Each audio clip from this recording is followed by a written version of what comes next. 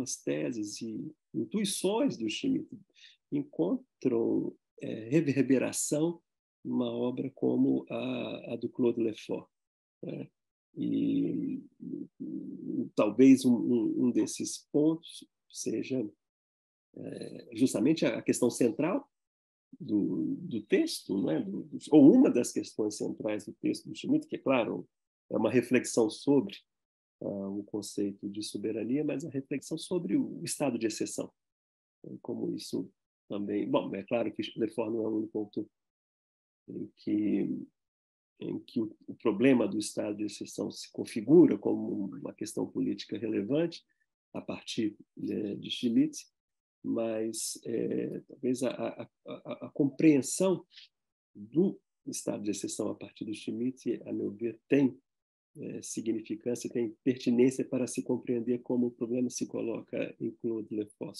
Sobretudo, o fato de Schmitt insistir o fato do estado de exceção apontar o limite da norma. Esse limite da norma, quer dizer, o que permite compreender a decisão, a tomada da decisão nesse nada normativo, não nada normativo, e que, portanto, é o momento em que se pode aprender com mais clareza, ainda só reproduzindo o texto do Schmitt, que vocês conhecem muito bem, muito melhor do que eu, mas nesse nada normativo você pode compreender com clareza a natureza mesma da decisão, né? E, por conseguinte, do poder soberano. Esse me parece um ponto interessante, porque, ainda fazendo esse paralelo com o Lefort, né, é justamente esse nada normativo, né, esse vazio normativo, esse limite da norma que permite explicitar a essência da decisão e da soberania, quando a soberania finalmente se manifesta, né, como o poder de decidir sobre o estado de exceção. Neste ponto, me parece que há digamos, um entrecruzamento com a reflexão schmittiana sobre a própria natureza do poder, que uma tese bastante conhecida do Lefort é a de que, no contexto de uma sociedade democrática, o poder é um lugar vazio, né? E, quer dizer, se o poder se apresenta como um lugar vazio, é justamente porque, numa sociedade democrática, nós nos deparamos incessantemente com a limitação da norma. Porque talvez isso fique mais claro no Lefort quando lembramos que este lugar vazio do poder significa não apenas a contestação da legitimidade do exercício do poder, mas a própria contestação do significado do direito. Está incorporada nas teses lefortianas acerca da natureza da sociedade democrática, da democracia como forma, a desintricação, é assim que ele a denomina, a desintricação entre o poder, o saber e a lei.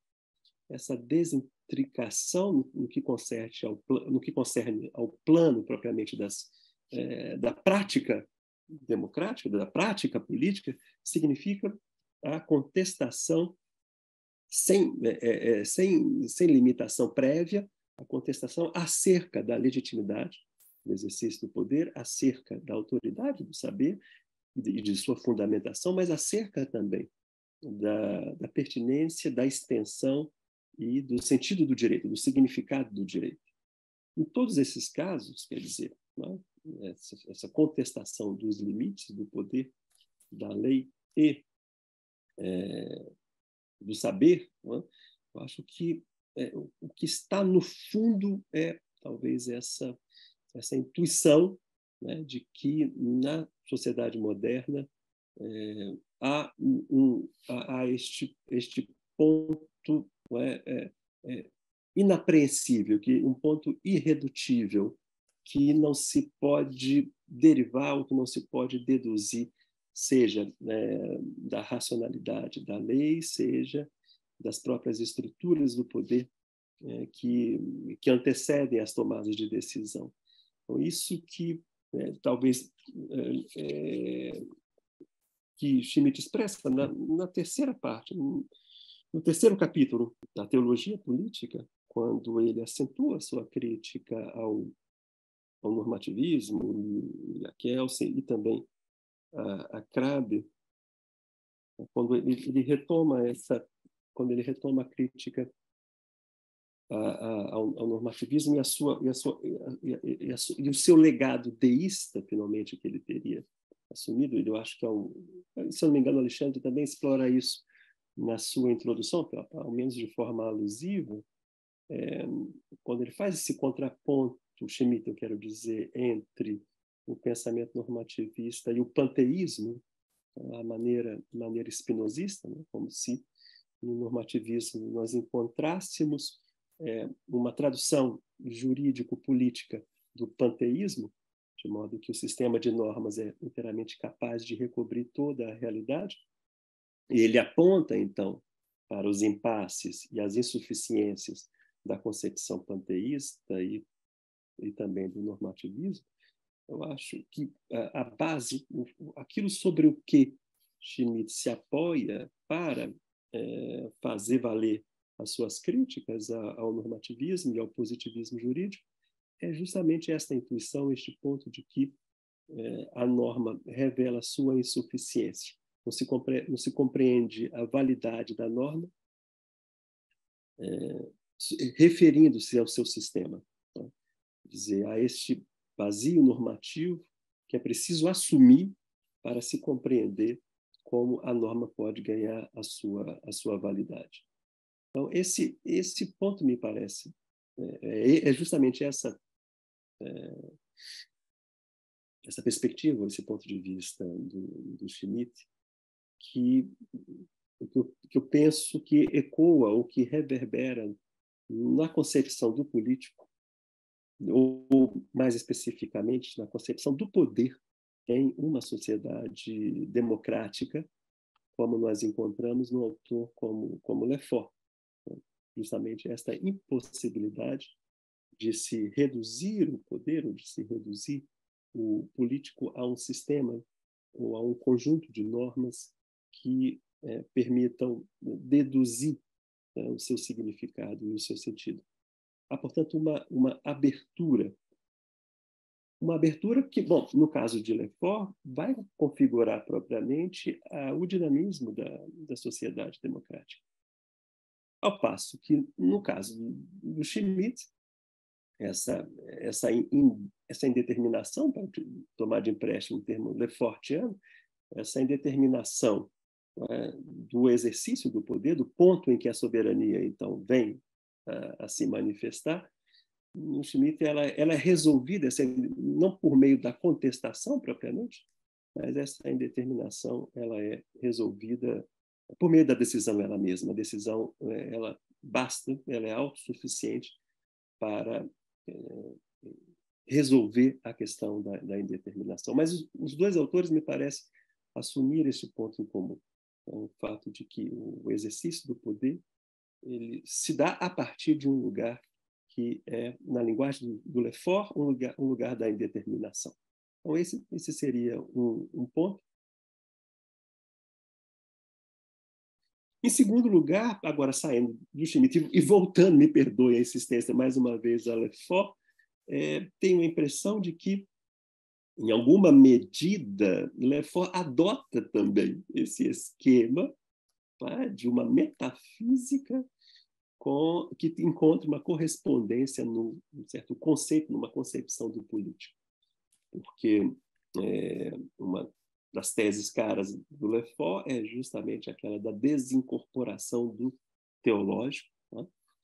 E que a desincorporação do poder, que caracterizaria o advento da sociedade democrática moderna, e essa desincorporação do poder, na perspectiva do Lefort, significa o desaparecimento de um horizonte teológico-político que enquadrava não apenas a prática política, mas que enquadrava o conceito do político. O exemplo caro a Lefort é o Antigo Regime.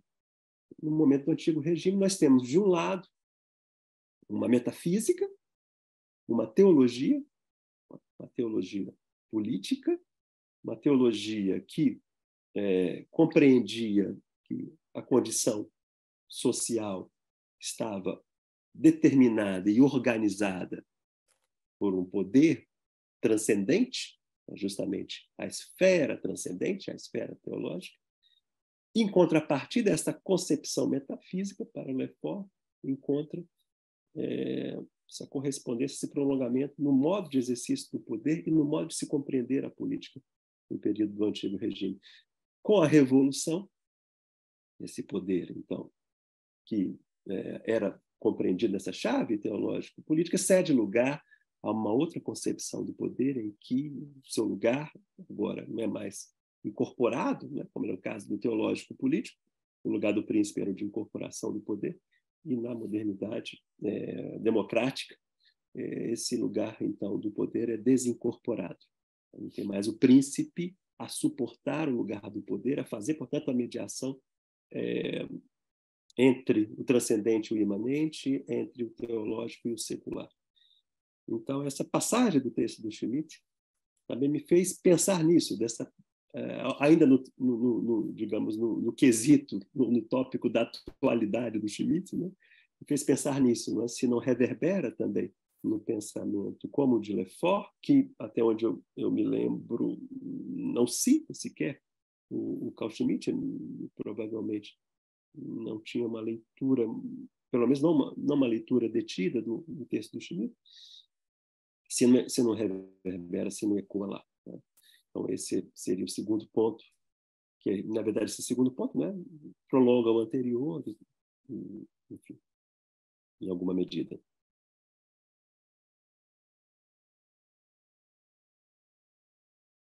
Eu agora acabei de ler um livro de um Bruno Godefroy, La Fin du Sang de l'Histoire, que é uma coisa muito recente, é uma coisa interessantíssima, em que ele diz que, enfim, este contexto do decisionismo é um contexto reativo à filosofia da história. Mas em vez de se aceitar a contingência, enfim, que a crise da filosofia da história poderia determinar, enfim, em vez de se aceitar viver no tipo de conceitos e juízos que a Hannah Arendt a seguir iria pensar, não é?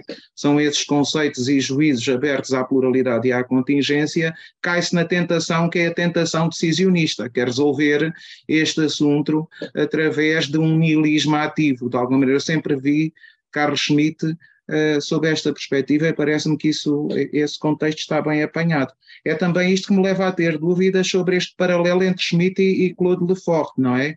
Ou seja, de alguma maneira, em Schmitt nós temos uma teologia positiva e em Lefort nós temos uma teologia negativa.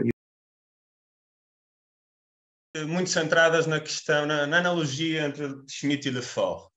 Eu próprio sou um ávido leitor de Lefort e esta relação tem-me interessado muito. Eu de facto acho que existe esse paralelo com a noção do vazio, mas ao mesmo tempo depois existe um contraste muito, muito marcado, ou seja, em Schmitt há a vontade de preencher esse vazio. E se esse preenchimento, acho eu, no quadro da teologia política, é o preenchimento pela decisão, depois, mais tarde, ele é mesmo um preenchimento que podemos dizer mais substancial, em obras como a Teoria da Constituição, enfim, em que a nação surge como, digamos que, a substância do político em democracia. E nesse sentido aí há um contraste tremendo, não é? Porque para Lefort, justamente, a indeterminação tem de ser preservada, como disse o Luís Pereira Coutinho na intervenção ainda agora, é a indeterminação que abre espaço para a pluralidade.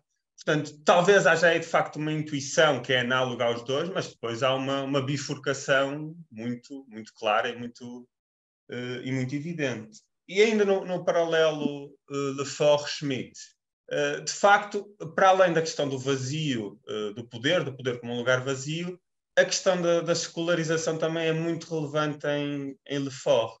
E enfim, ele tem aquele texto muito denso e muito difícil de interpretar sobre a permanência do teológico-político, um ponto de interrogação, onde, quer dizer, parece, lendo aquele texto, parece que o Lefort terá lido Schmitt, mas não se encontra nenhuma referência. A referência que se encontra é Ernst Kantorowicz e The King's Two Bodies, do Kantorowicz. Enfim, pode ser que a influência schmittiana venha por aí, mas seria interessante de explorar, quer dizer, qual é a diferença entre a abordagem, entre a tese da secularização lefortiana e schmittiana? Em Lefort parece-me que não há uma transferência do teológico para o político, mas mais um deslocamento, num certo sentido. Se eu bem me lembro das passagens do texto mais decisivas, era aquela ideia de que o teológico sobrevive na sociedade moderna e democrática um pouco na margem do político e é ocasionalmente ativado, mas não tem, digamos, que a relevância que teve outrora. Mas é um texto muito, quer dizer, muito difícil de interpretar, do Lefort, mas também interessante que, de facto, as duas grandes teses da teologia política tenham, como referiu o Welton, de facto, um ponto de contacto com a obra do Claude Lefort. Gostava de começar por me referir ao terceiro ponto que o Elton mencionou, ou seja, a incapacidade de Schmitt nas categorias que usa, como ele diz, pensando justamente a partir enfim, da Segunda Guerra Mundial, oferecer, o que é que tu usaste o termo, oferecer uma barreira conceitual, não é? À possibilidade daquilo que tu chamaste, eu anotei aqui, um forte autoritarismo nazista, não é? Mas eu gostava de ir justamente a essa questão por isto. Cruzando com a apresentação que tu fizeste do Lefort, e eu realmente acho interessantíssima essa articulação entre os dois pensamentos, eu chamaria aqui a atenção para que uma categoria que é central no Lefort, quando fala em toda a sua abordagem da democracia, a partir dessa noção de desincorporação, não é? do poder, é justamente a referência à ideia de totalitarismo, não é? A concepção de um totalitarismo. E o totalitarismo, visto deste ponto de vista, o que é? É uma incorporação do poder, mas ele determina ou adjetiva a natureza da incorporação do poder quando se trata de poder totalitário e adjetiva desta forma. Trata-se de uma incorporação real do poder. Então depois vai refletir sobre a questão do stalinismo, precisamente sobre essa dimensão. Ou seja, aqui há uma contraposição entre a desincorporação do poder como característica da democracia moderna, por contraposição a uma incorporação real do poder, que seria aqui o totalitarismo. Mas este adjetivo permite-nos justamente contrastar, e aqui realmente as referências ao Kantorowicz são muito importantes, contrastar a natureza da incorporação do poder totalitário, que é uma incorporação real, com aquilo que é uma incorporação, portanto não democrática, uma incorporação do poder. Se a incorporação não é democrática, mas uma incorporação simbólica. E justamente caracterizar justamente essa desincorporação do poder, que significaria a democracia, como uma desincorporação precisamente simbólica, por contraste com a primeira. E, portanto, neste sentido, se nós jogarmos com esta distinção entre incorporação simbólica e incorporação real, que seria o totalitarismo, nós podemos, no fundo, articular aqui uma distinção que eu acho que nos permite abordar, sobre isto é que eu gostaria de saber se estás de acordo ou não, abordar a lógica da abordagem schmittiana, que é a distinção entre totalitarismo e autoritarismo, o poder que invoca uma auctoritas. É que justamente o que aquilo a que mutatis mutandis podemos chamar uma incorporação simbólica do poder, que Schmitt trata de alguma forma sob o conceito de representação, não é? No fundo, a representação schmittiana é pensada a partir da lógica da incorporação simbólica do poder. Aquilo que ela visa justamente rechaçar, ou uma das coisas que ela visa precisamente rechaçar, é a possibilidade de uma incorporação real. Ou seja, do que estamos a falar, creio eu, quando Schmitt tenta pensar justamente a soberania numa lógica de representação, nos termos em que ela a pensa, apelando para uma base existencial e não normativa, justamente, que sustente a sua teoria da representação, é também contrapor-se à possibilidade de uma deriva que só é possível em democracia, ou seja, só é possível a partir da desincorporação do simbólico, da desincorporação simbólica, que é uma deriva da democracia como incorporação real do poder. Que, obviamente, Schmitt não associa, o Lefort associa ao stalinismo, mas, no fundo, a leitura que Lefort faz na década de 50 do stalinismo, acho que é muito próxima do modo como Schmitt, na década de 20, reflete sobre o leninismo. Não é? Quer dizer, e, portanto, era neste sentido.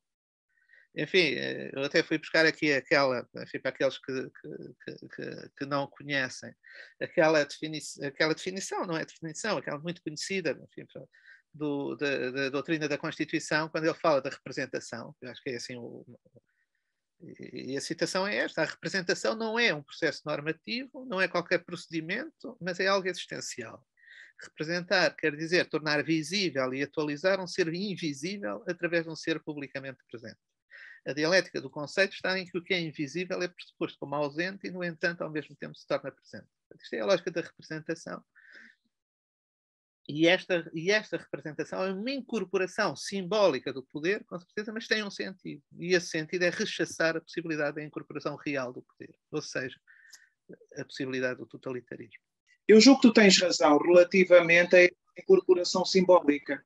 Mas há alguma coisa que nunca está em Schmitt. O que está aí em causa é a recuperação do chamado sistema da soberania nacional, em que a nação soberana que se representa ao nível da linguagem, é representada pelos poderes previstos na Constituição. Ou seja, a nação soberana é um negativo, é um princípio da autoridade da Constituição. E a Constituição vigora na medida em que se representa esse negativo. E, curiosamente, eu julgo que isto se insere na linha da verdadeira teologia, da verdadeira teologia católica, que é uma teologia negativa, em que a primeira pessoa da Trindade não pode ser representada. Apenas podemos olhar para a segunda e para a terceira pessoa da Trindade, para Cristo, e para a terceira pessoa, que será, enfim, o Espírito Santo, obrigando-nos aos ritos do Espírito Santo. E, portanto, não havendo a afirmação de que Cristo é o Senhor, fora dos ritos do Espírito Santo. O sistema de soberania nacional é isso, em que a primeira pessoa, o negativo, é precisamente a nação soberana. Cristo é o povo, de alguma maneira, que só tem autoridade, formas do Espírito Santo, que são as formas da Constituição. E, portanto, este é o sistema, e este é um sistema simbólico, é um sistema de representação simbólica. Agora, qual é o meu problema com Schmitt? É que Schmitt destrói este sistema e coloca no lugar desta complexidade que efetivamente traduz a tradição teológica ocidental uma simplificação teológica, uma teologia positiva em que há um soberano. Ao mesmo tempo que se reporta abusivamente a Hobbes, que efetivamente cria um sistema de representação, mas essencialmente um sistema negativo. Mas isto levava-nos muito longe. Mas apenas para dizer que nesta lógica de estar a pensar esta dimensão, haverá seguramente uma continuidade entre Schmitt e Lefort. Mas Lefort insere-se muito mais na linha, digamos assim, verdadeira de CAS, da representação do negativo, digamos assim, do que de Schmitt. E, portanto, qual é a lógica? Schmitt simplifica isto tudo, de alguma maneira, e cai na chamada tentação decisionista. E digo ao Pedro Magalhães assim, que, na verdade, nós estamos pensando na mesma direção, nós estamos seguindo a mesma direção, né? Também vejo aí que esse ponto em que o Lefort encontra o Schmitt, ele vai logo ser seguido por uma divergência, né? Quer dizer, eu tenho a impressão que, como quer que seja, a decisão vai na direção contrária da indeterminação.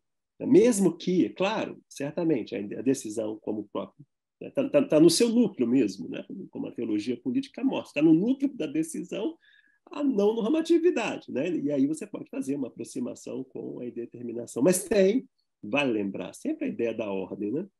Sempre a ideia da ordem a ser construída, é a ordem, enfim.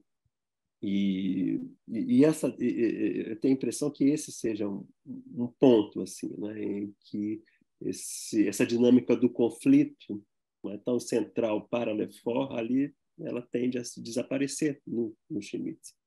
A propósito disso que o Alexandre falou, né, sobre se o Schmitt não daria também algum instrumental conceitual para se pensar o totalitarismo, eu tenho um ponto de vista um pouco diferente, porque é verdade, não é que tem a desincorporação, então na democracia tem incorporação do poder real, mas o simbólico, mas eu penso que Lefort também nos diz o contrário, Alexandre. Quer dizer, eu acho que Lefort nos diz também que a democracia pode ser concebida de outra forma, qual seja aquela na qual há uma incorporação real do poder, mas não há uma incorporação simbólica. Quer dizer, a ocupação o poder é um lugar vazio, quer dizer, a ocupação do lugar do poder na democracia é real, na medida que alguém exerce efetivamente o poder. Alguém toma o poder. Não é? Quer dizer, no caso da democracia, é por via do sufrágio. Não é? Mas alguém toma o poder, e alguém exerce o poder. O que permanece vazio na sociedade democrática é o lugar simbólico do poder, pois que ninguém pode se identificar com o poder. Então, simbolicamente, na democracia, o poder é um lugar vazio. E, realmente, ele é um lugar pleno. Ele é um lugar ocupado. O que acontece no sistema totalitário é que as duas coisas são ocupadas, os dois lugares, quer dizer, esses dois registros. No sistema totalitário, não apenas o poder é ocupado realmente, mas o poder é também ocupado simbolicamente. Mas esse simbólico, para o Lefort, na ocupação do poder no sistema totalitário, é precário. É precário porque esse simbólico ele é, na verdade, uma construção fantasmática. Portanto, há aí a presença desse outro registro, que é do imaginário, do fantasmático, que conforma a sociedade totalitária. É fantasmático na medida em que o poder no regime totalitário ele restitui a unidade. Ele restitui, portanto, a integridade do corpo. O sistema totalitário é, portanto, o sistema privilegiado da incorporação, que vai ser efetivada no real, mas que jamais é completa, né? Porque depois que nenhuma sociedade efetivamente se realizou plenamente como sociedade totalitária, mas ela tende a se realizar essa incorporação no real, eliminando a diferença e mantendo e intensificando a homogeneidade dos seus membros. E ideologicamente, fantasmaticamente, portanto, no registro do discurso, a unidade é completamente restaurada, ela é completamente restituída. Para isso, a noção de ideologia é fundamental para o Lefort, que está nessa fronteira entre o simbólico e o imaginário. Ora, o decisionismo, a meu ver, não nos protege da ideologia, pois que é perfeitamente compatível, como você mesmo observou, né? Você tem no decisionismo aí essa abertura. Então, para o simbólico, você tem a possibilidade de preenchimento, como, aliás, o Pedro Magalhães já havia aludido, né? Já havia indicado isso. Você tem a possibilidade de um preenchimento do simbólico. E aí, veja, não quer dizer que o decisionismo nos conduz ao totalitarismo, mas ele não nos torna imunes ao totalitarismo.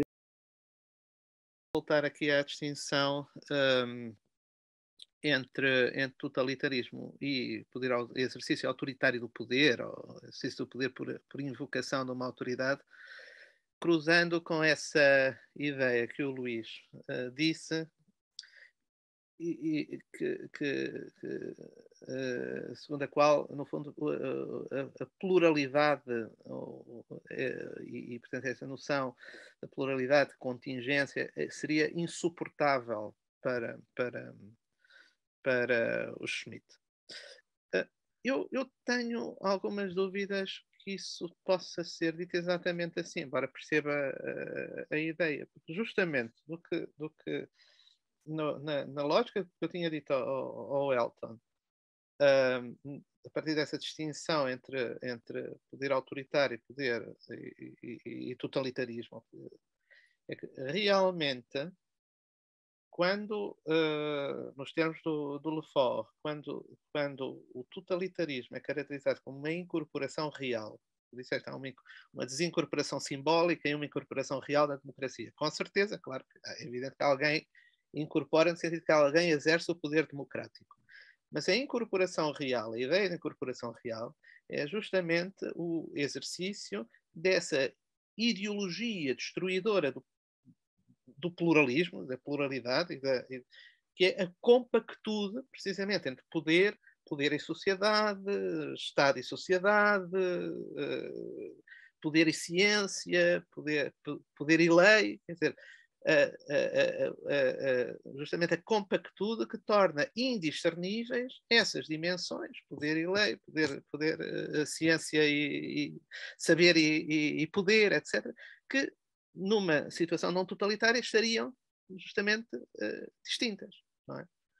Ora, um exercício do poder por incorporação simbólica, o que pressupõe justamente é o dar espaço a essa pluralidade. E nesse sentido, na medida em que ela é incorporação simbólica e não incorporação real, nos termos em que eu estava a dizer, nesse sentido, ela é justamente incompatível com aquela dimensão do totalitarismo que é o desaparecimento da pluralidade. É por isso, no livro do Catolicismo Romano e Forma Política, o livro começa como começa, não é? Quer dizer, com a descrição justamente da irredutibilidade do pluralismo, não no pluralismo à liberal, mas nas 500 maneiras de ser católico.